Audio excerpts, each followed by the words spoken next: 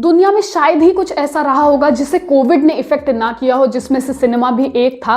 लेकिन धीमे से 2023 में हर चीज ट्रैक पर आ गई। इनफैक्ट पिछला साल बहुत अच्छा था ये समझने के लिए कि जरूरी नहीं है हमेशा बड़े बजट वाली मूवीज ही अच्छी हो, कम पैसों में बनी मूवीज भी बहुत अच्छा कर सकती हैं। इसीलिए आज इस वीडियो में हम बात करने वाले हैं 2023 की बेस्ट और वर्स्ट मूवीज के बारे में।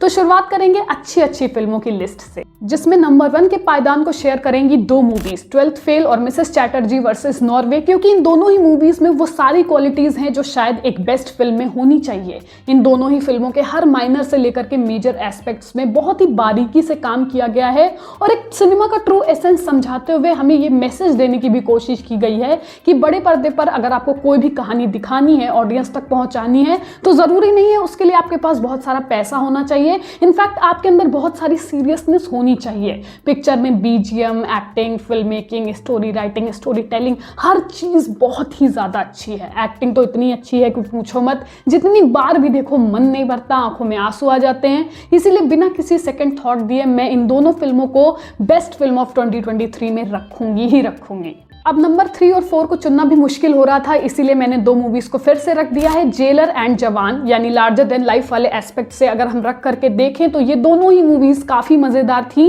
जिसमें दो सुपरस्टार्स का कैरिश्मा तो था ही, साथ साथ एक वेल डेवलप्ड स्टोरी, एड्रेनलिन को रश देने वाला बैकग्राउंड म्यूजिक, साथ साथ कुछ ऐसे मूवमेंट्स जिससे गूज बम्स आना तो गारंटीड है ही है। इसीलिए अगर हम एक कॉमर्शियल सिनेमा को ध्यान में रखें, देखें कि लोगों को आजकल वैसे भी मास मसाला इतना ज्यादा पसंद आ रहा है, जिस एस्पेक्ट से जेलर एंड जवान डेफिनेटली मेरे लिए one of the best movie रही हैं 2023 की। नंबर 5 की चॉइस हो सकता है आपको थोड़ी सी अजीब लगे, बट ये भी टाई है ओ माई गॉड 2 एंड लियो के बीच में, जिसमें ओ माई गॉड 2 के लिए तो आज भी सोच करके बुरा लगता है कि एक्चुअल फिल्म तो हम आज तक देख ही नहीं पाए और शायद आगे कभी देख भी नहीं पाएंगे कि डायरेक्टर का जो एक्चुअल विजन था वो क्या था, क्योंकि पूरी सेंसर बोर्ड ने खराब कर दी थी। बट हाँ, जितना भी हमने पिक्चर को देखा, समझने की कोशिश की कि डायरेक्टर साहब अमित राय साहब क्या दिखाना चाह रहे हैं, उसको देखने के बाद ये तो कंफर्म हो गया था कि पिक्चर काफी बढ़िया है और भी बढ़िया हो सकती थी। इसीलिए शायद ये एक ऐसी पिक्चर साबित होती जिसको हम सालों साल तक समय तक भूल ना पाते। And hats off to the director, इतने सेंसिटिव और इंपॉर्टेंट टॉपिक को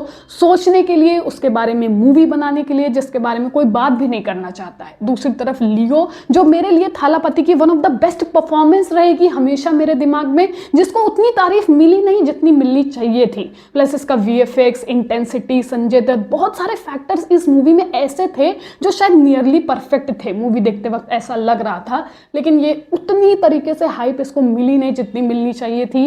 कई लोगों ने इसको फोर्स्ड भी बोल दिया, बट अगर हम ऐसे इसे इंडिविजुअली एज अ फिल्म देखें बिना किसी यूनिवर्स से रिलेट किए हुए, तो ये काफी बढ़िया थी। इसीलिए बिना किसी डाउट के ये 6 मूवीज की लिस्ट मेरे लिए रहेंगी जो 2023 की one of the best film थी। यहां से बात कर लेते हैं 2023 की वर्स्ट फिल्मों के बारे में, जिनको बोलते हुए मुझे भी दुख होगा बट बोलना पड़ेगा क्योंकि ऐसा ही था। एंड नंबर 1 पर दोबारा टाई हो चुका है गणपत और आदि पुरुष के बीच में। वैसे भी जब जब मेरे दिमाग में वर्स्ट फिल्मों की लिस्ट आएगी तो शायद ये दोनों टॉप पर रहेंगी, वो भी इतने भारी भरकम बजट के साथ में। 600 करोड़ 200 करोड़ रुपए में इन लोगों ने हम लोगों को ग्रीन स्क्रीन और सी क्लास कार्टून दिखाने की कोशिश की थी, जिस वजह से ये दोनों तो वर्स्ट फिल्म है ही। साथ साथ जो चीजें अच्छी हो सकती थी, for example film making, dialogue, acting, वो भी 2 कौड़ी की रही। एंड उससे भी बड़ी बात यह है कि लोगों को बहुत ज्यादा एक्सपेक्टेशंस थी इन दोनों ही मूवीज से।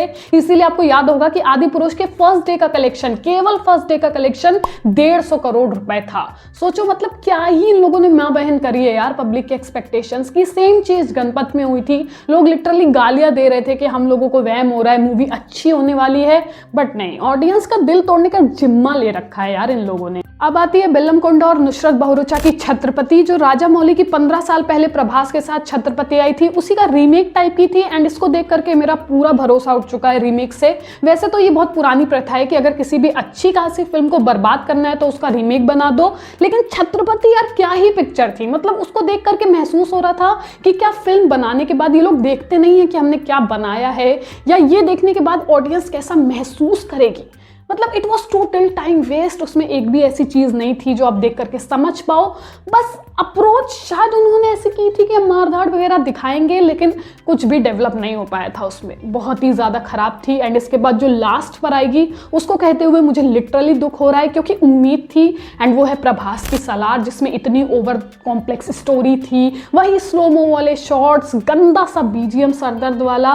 और मुझे लगता नहीं है कि इन सब चीज़ों से प्रशांत नील उभर पा रहे हैं। वो स्लोमो वाला और जो साउथ में बेसिक चलता था, जिसमें अब लोगों ने एक्सपेरिमेंट करना शुरू कर दिया है, जो प्रशांत नील को भी समझना पड़ेगा कि भाई ऑडियंस ने भी सलार को कोई बहुत ज़्यादा स्कोप दिया नहीं था, बहुत ज़्यादा कोई देखी नहीं, बहुत ज़्यादा पसंद नहीं किया। इसके कलेक्शंस को लेकर के भी बहुत सारे सवाल उठे थे। तो मुझे लगता है कि प्रशांत नील को समझना चाहिए कि हर चीज़ को केजीएफ बनाने की कोशिश ना करें, कुछ तो एक्सपेरिमेंट चाहिए ही होंगे। और इसी के साथ मेरी बेस्ट और वर्स्ट फिल्मों की लिस्ट खत्म हो चुकी है। मैं आपकी लिस्ट का वेट ज़रूर करूंगी, प्लीज़ कमेंट सेक्शन में बताना। बाकी वीडियो अच्छा लगा तो लाइक करना, चैनल को सब्सक्राइब करके लिख देना। मिलते हैं नेक्स्ट वीडियो में। Till then be safe, take care, love you all.